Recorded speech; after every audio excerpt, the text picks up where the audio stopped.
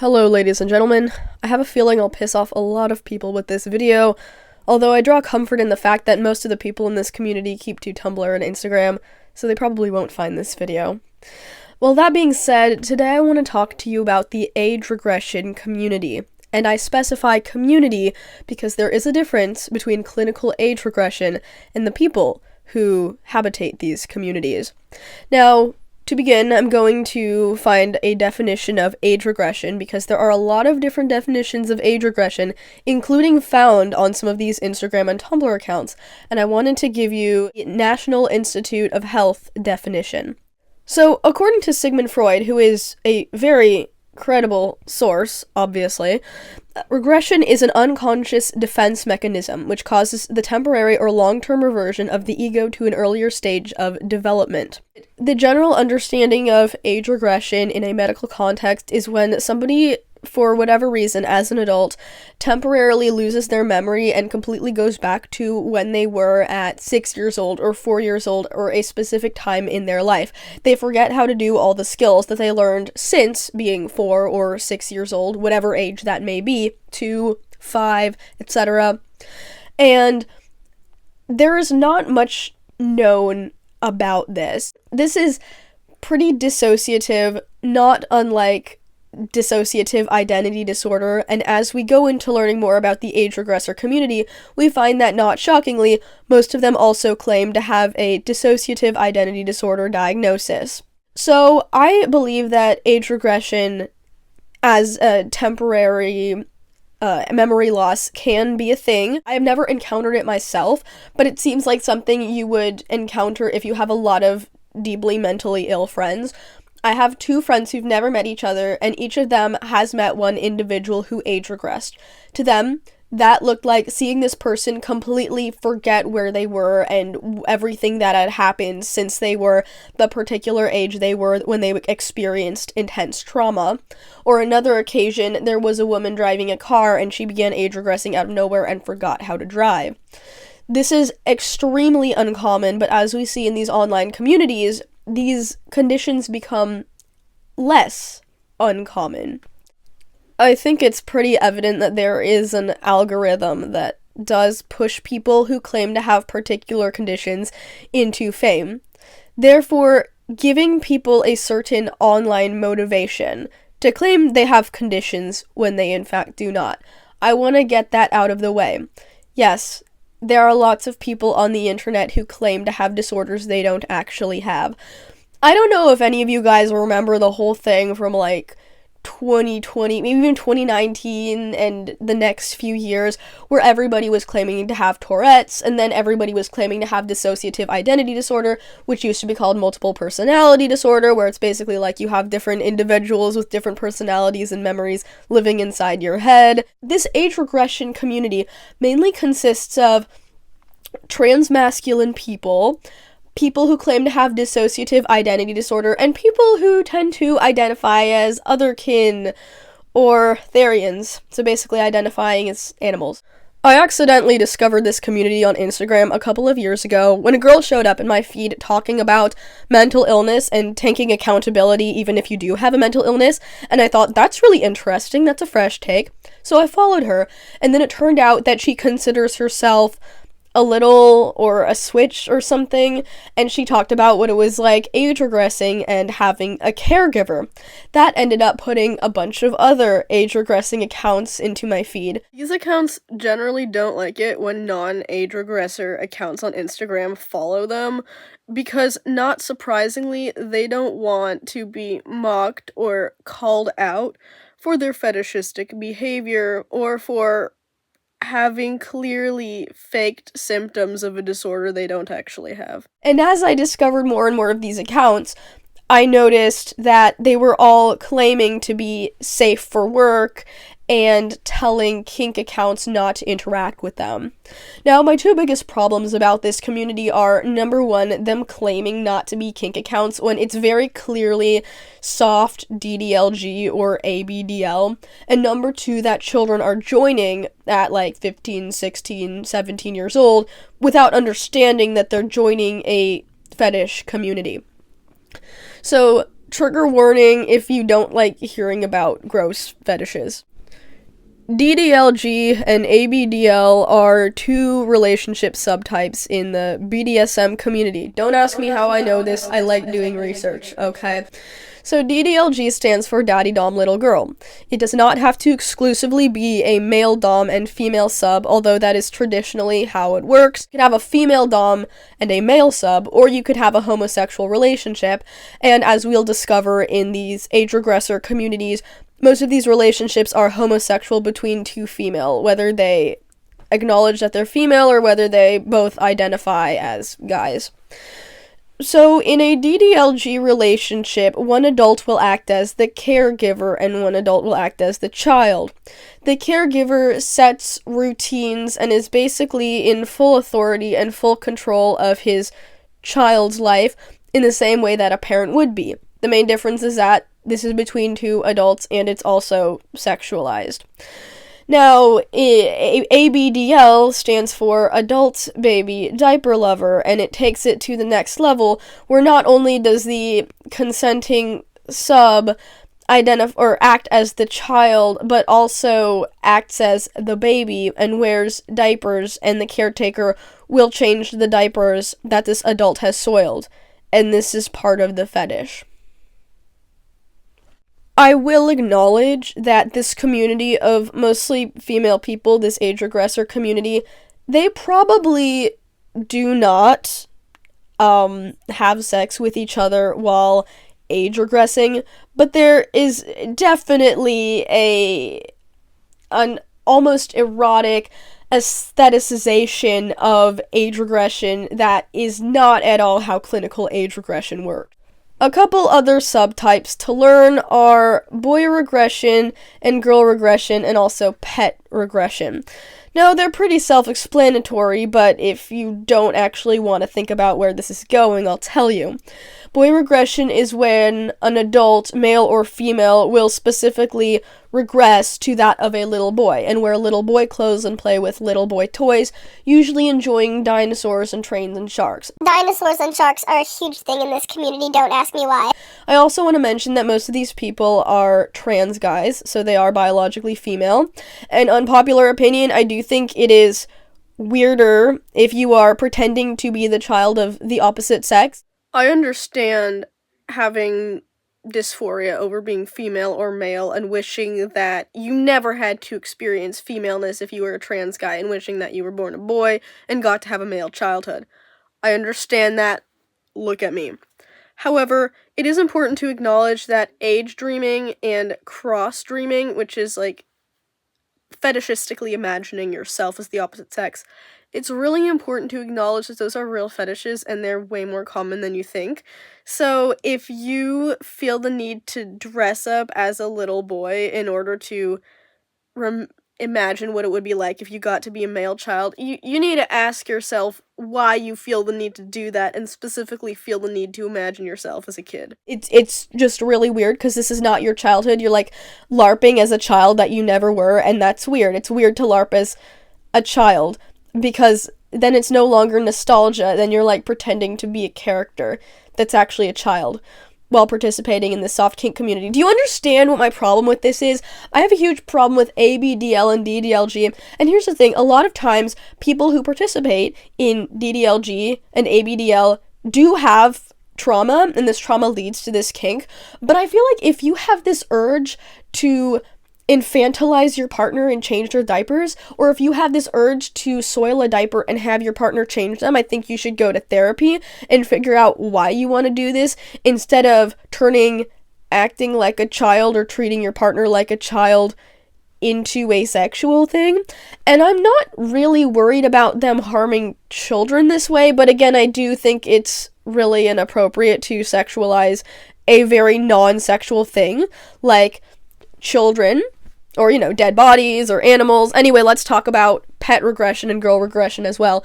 Girl regression is basically the same thing as boy regression, except it's as being a girl. Now, generally speaking, most of the people in this community are biologically female. I'm sure there are trans women in this community, but, Generally speaking, trans women who have a fetish for wearing a diaper or being treated like a baby are not shy about admitting that they're into ABDL. And don't argue with me because you know I'm right. Now, these trans men and biological females seem to have a bit more shame around it, and again, it's probably softer where they don't actually want to have sex as little kids. Although, I do want to read a really weird post, and I won't say who it is. In fact, I'm not going to share who created any of these posts simply because I don't think they want traffic going to their accounts, but somebody posted, "This baby struggles with hypersexuality due to child sexual assault. They may experiment it while tiny." What does that mean? Like, you wank while pretending to be a child? Or your caregiver does stuff with you while you're a child? Or you watch stuff and read stuff while as a child? That was way too many air quotes. What was that? "This doesn't mean they are sexualizing their aggression." Plausible deniability. "They need understanding and comfort from their lover ones." Or you could go to therapy. Oh, right, I forgot to mention pet regression, and this is where, like, furries or therians or other kin come in. They, regress to that of a dog or a fox or some kind of animal, and they wear animal ears and tails, and they'll call themselves a pup or a cub, or they'll pretend that they're demons. There's so many people who, like, pretend to be demons and angels in this community, guys. Can we just acknowledge that, like, this is just some teenage girl Tumblr nonsense? It's okay. It's okay. It's okay to be a teenage girl or, like, an early 20s woman on Tumblr. Like,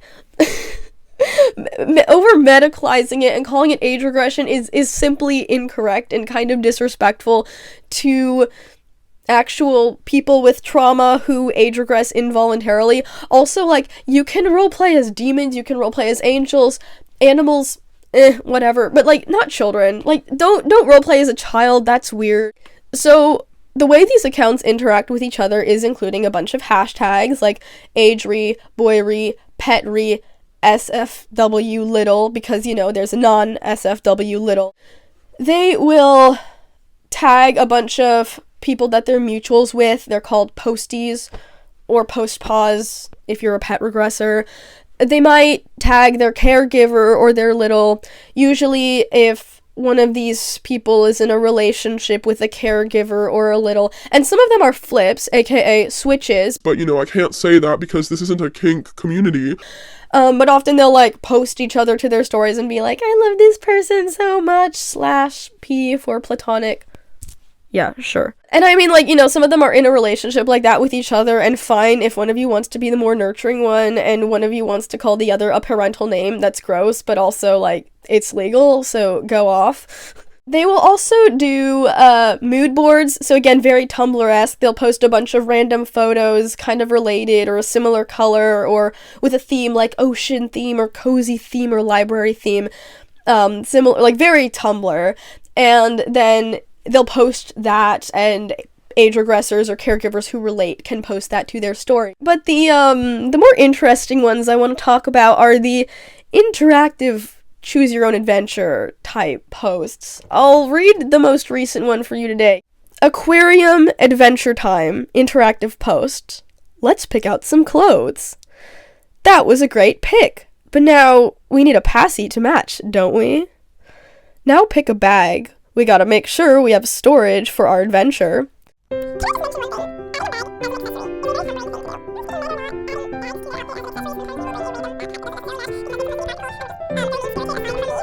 "What are we putting in your bag, kiddo, or on your bag, kiddo?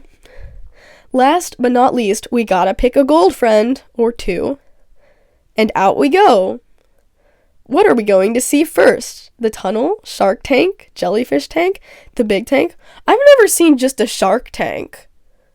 Maybe that's just me. I'm sure there are just shark tanks that exist, but generally shark tanks will be in, like, the open ocean exhibit, but now I'm just being annoying. Oh, yay! Gift store time. What are we taking home? It was fun, wasn't it, kiddo? Thanks for coming with Papa to this adventure.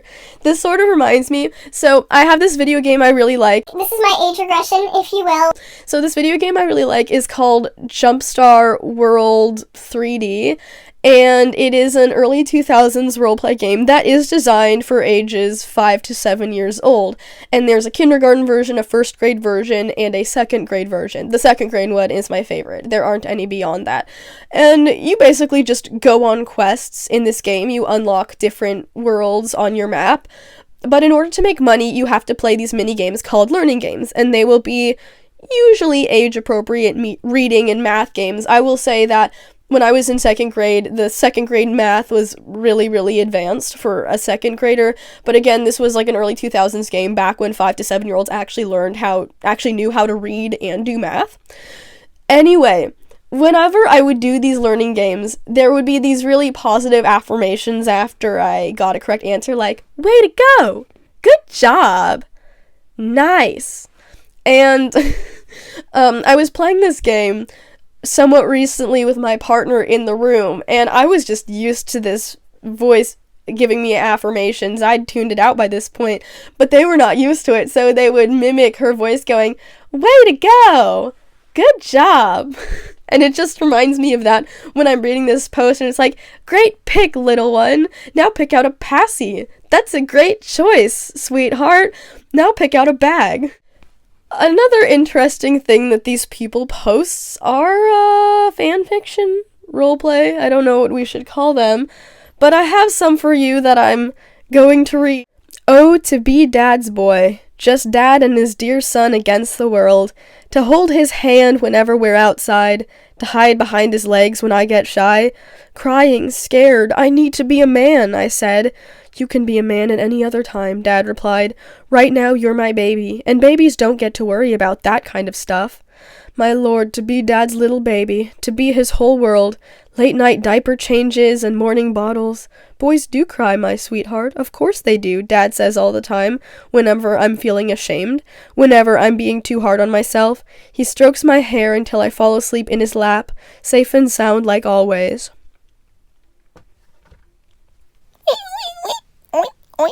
Okay, that was sweet, but did anyone catch this air of, like, romantic vibes to this? Like, this feels like he's in love with his dad. I get the appeal of, like, an almost emotional caregiver-style relationship with somebody. I get it. Maybe that's weird. I get it. But why do you gotta make it, like, parental? Other times it will be, like, older sibling, younger sibling, and, like, y'all are dating, so why are you referring to each other as sibling, or dad, or mom? Again, to me, it adds, like, an extra air, I mean, like, incest seems to be part of the fetish, hence DDLG, daddy dom, not boyfriend dom, but okay.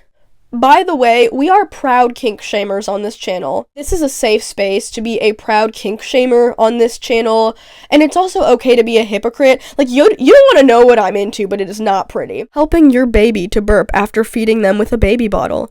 The kid complaining softly, groaning and whimpering in your arms. Uncomfortable, darling, you ask them, while you arrange them on your lap so they can rest their chin on your shoulder, tapping carefully their back, cooing when the kid sobs, and then, finally, you heard a good burp next to your ear. You smile and gently rub their back. That's it, my dear. You're just fine, huh?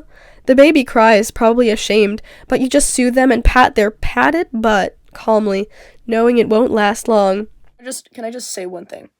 Infants are really too young to feel ashamed for normal things like pooping in their diaper and burping after being nursed, but making your partner ashamed when you're degrading them is a sexy thing in BDSM, because this is a BDSM dynamic. These are two adults in this imaginary scenario. Excuse me, my ex is texting me. Another one. This one specifically is like, hey, I wear diapers, but not in a kink way. So, ABDL, don't interact. Hey, kiddo, seems like you had a harsh day today, huh? What do we think about this? Your carer is holding your favorite onesie, your beloved plush, and something that makes your eyes open wide with sparkles. What do you think it is, guys? Are you excited? Soft and clean diapers. the colorful pattern highlighting in their hands, making you lose air. Babies don't like diaper changes. Have you seen babies get their diaper changed? They are freaking out. They hate it. But okay, I guess you're excited. All right. Your mind instantly gets smaller, making your caregiver chuckle with a subtle smile. Adorable, they whisper while cradling you in their arms. They smooch your cheek, smelling you like you're a delicate flower. So precious, so small.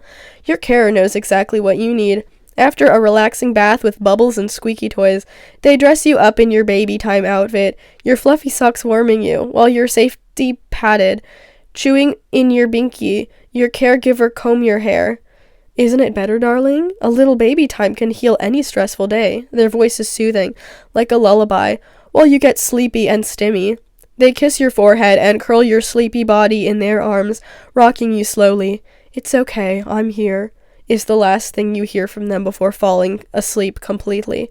After some time cuddling you, they lay you down on your floor bed and take off your bangs from your forehead, once again to kiss you goodnight. I think move your bangs out of your forehead.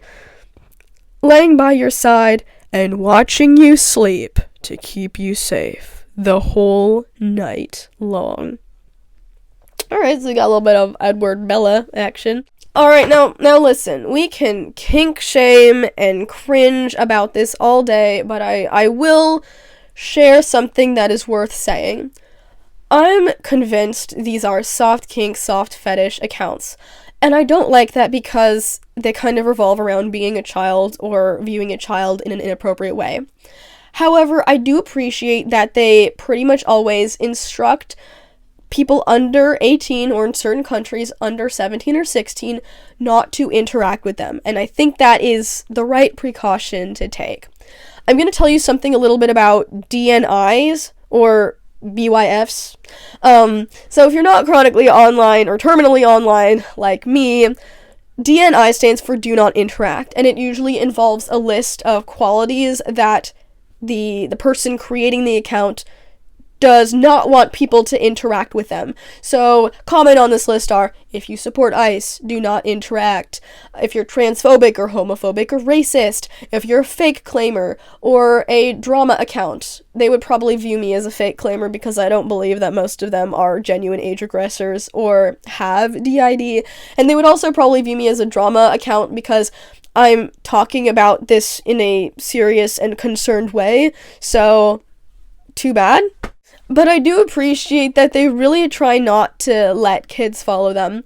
However, there are some public accounts that are posting, like, weird, almost thirst trap photos of themselves wearing onesies and diapers or pull-ups.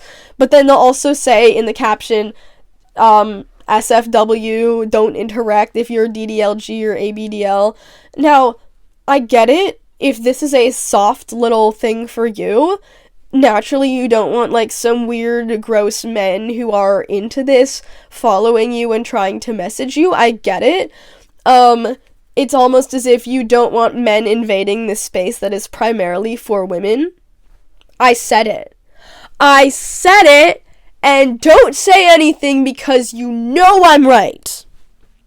Let me know if anybody wants to hear me talk about the inherent patriarchy of the trans community, because it'll piss everybody off and it'll make everybody upset, but that's because the trans community is full of, like, entitled people and male-centered idiots. Anyway, so I'd like to conclude by talking about boy regression in detail for a little bit, because I don't think it's as innocent as everybody is pretending it is, and I think that a lot of it is unconscious, and that's why I really want to draw attention to it so that people recognize how harmful it is. So most of the people who are boy regressing are biologically female. Now, I find that especially creepy. It's one thing if you are going back to a time in your life when you were small and you were less stressed out, but if you are LARPing as the opposite-sexed child, you're basically pretending to be a child that is not you. And pretending to be a child that is not you is very strange, especially because adult human females and little boys are very different and don't think the same way at all. So it's very weird for an adult woman to, like, really want to be a little boy. I can sort of maybe understand it because being a little girl sucks. I had a pretty decent experience, in the sense that I wasn't assaulted as a child, but I know many, many, many girls from a very young age were catcalled before they were even 10 years old, or had men talking to them in really gross ways before they were 10 years old, and it progressively got worse until they were maybe 18, and then it slowed down for some reason. So I can understand thinking, oh, my life would have been so much better if I were male, or, I wish I got to play with cars and trucks when I was a little kid. Here's the thing, as an adult woman, you can get toy train sets. You can wear cute clothes with dinosaurs on them. Like, wait, I had a shoe. Look, here are a pair of shoes I have, because I think dinosaurs and I think planets are cool. This is a cute accessory. I don't have to pretend to be a little boy to enjoy dinosaurs. I am wearing a Star Wars shirt. I like Star Wars. My favorite episode is Revenge of the Sith, and my favorite character is Grand Admiral Thrawn. And you can be a grown woman and like things that are usually for little boys without pretending to be a little boy. But here's the thing. I think especially with some of these women who are like posting videos of themselves playing with trains, I think it's less about enjoying the trains and more about enjoying the idea of being a little boy who likes trains. We have a video by Dylan Mulvaney during the 100 Days of Girlhood series, or was it 365? I don't remember. But an early video showed Dylan Mulvaney playing with a couple of dolls that he got from the store, and he had them introduce themselves to each other, state their pronouns, and then they got in the car and they went to the mall or something. And there was a moment when he was playing with these dolls, and he had shared that the reason he was doing all of this was because he wasn't allowed to be feminine as a child, so he never got girlhood, and I think he's halfway there. He didn't get to play with the toys he wanted because he grew up Catholic and with strict gender roles, so he wasn't allowed to play with the things that he wanted. You don't have to be a girl to enjoy dolls, but there was a moment in the midst of playing that he kind of stopped and froze and had this look on his face like, I'm an adult playing with inanimate objects on social media. This is really, really dumb. How is this my life now? And it was almost this sadness of it's not fun to play. It's not as fun to play with dolls as it was when you were a kid. So what is even the point? And again, I'm almost getting that vibe from some of these adult women who now want to play with boy toys, and then it's now become more the little boy aesthetic rather than the inherent joy of playing with a toy. And that's okay. Here's the thing. Women, trans guys, you will never get to be little boys. And that's okay. And here's the thing. When I was 17 years old and I began posting photos of me in historical male outfits, I began getting a lot of weird attention from older men, thinking that I was a young biological male, and they were saving photos of me and leaving weird comments and being really gross. So here's the thing. While second to maybe rich white men in America, little boys have probably more freedom than anybody else in the world, they are still a very fetishized group. Lots of older men and even older women fetishize young boyhood. And you're not helping by being a grown adult female LARPing as a little boy for aesthetic reasons online, and especially for your weird little kink communities online. You can be an adult woman or a grown trans guy and enjoy things that are typically enjoyed by little boys, and you should not pretend to be a child just so you enjoy them. In conclusion, a lot of what makes this community a community is whatever, it's a little cringe, it's a little weird. If it makes you happy, if it makes you feel better, fine. Don't make it about children. Be transparent. If you're ashamed about the fact that you know it's a kink and you're lying to everybody that it's not, maybe go to therapy before you engage in this. But yeah, hopefully you learned something new. I'm sorry, most of you probably didn't want to know that this existed. Thank you for watching. You may remember I just made a video talking about Rose Inessa Ethington, who is a trans woman who took his 10-year-old child to Cuba with the intent of just living there forever and never bringing him back to his mom. Rose Inessa Ethington and Lindsay Bowden are not together anymore, and they share custody of their 10-year-old child. Their 10-year-old son is male, but Rose calls him a girl and treats him like a trans girl. And it was believed that they were going to Cuba for gender transition surgery, which at 10 years old probably would most logically be bottom surgery or a sex change operation. Now, I promised that I would come back and let you know whether this was real or fake, because when I first tackled this topic, the story was very fresh. Now, it's only been a few days, but already this story has been put on the Justice Department, meaning that this is now in official government records of this crime that did happen. Kidnapping is the crime that was committed. So this did indeed happen. But I did want to share an article that I read by the KCRI, I believe, and the article was written by Matthew Brown, and he pointed out that we don't know for sure if Rose's intention was to get her son a sex change. All we know is that Blue, the stepmom, got $10,000 in cash from her bank account and took that with them, and then there was a letter that was going to send that cash to a therapist for gender transition, but that wasn't necessarily going to be in Cuba, and basically the author was stressing, we don't know that this was actually going to be a sex change. I think you're reaching, but sure, okay, maybe we don't know. The most important thing is that this child was not put under the knife, and this child is okay now. And also, the father was trying to kidnap him and never let his mom see him again. Also, I have a trans friend, I'm a little bit on the trans spectrum myself, and she shared the story with a bunch of trans people that she knows, and almost all of them, first of all, they were not criticizing the fact that a 10-year-old was going to be put under the knife, but instead they were like, well, obviously the trans woman must have had a good reason to take the child away from his mom. Okay, let's pretend that the story was, this is a 10-year-old dysphoric child who wants to be raised as a girl, and the mom is not accepting of that, and the mom is literally like, I'm gonna keep your hair a buzz cut when you're home, and I'm gonna force you to dress as masculine as possible. Then, what the trans mom should have done is take the biological mom to court, fight for complete child custody of the child, say, hey, my child does not like living with the mother is abusive, and then get full custody of the child, and then go somewhere like California or Hawaii, where it's completely fine to be trans. Not a communist, Spanish-speaking country. Like, that's ridiculous. But that is exactly what happened. So I don't think that the parent was acting in the child's best interest, regardless of whether the child was going to go under the knife or not.